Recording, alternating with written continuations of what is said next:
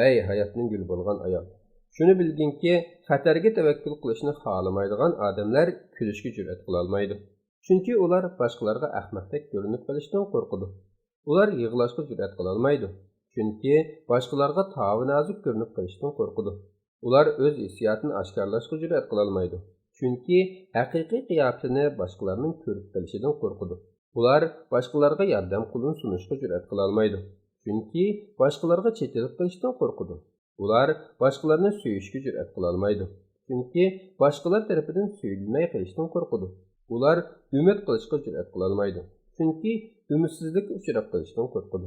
Ular yengillikni sinab ko'rishga jur'at qila olmaydi. Chunki mag'lub bo'lib ketishdan qo'rqadi.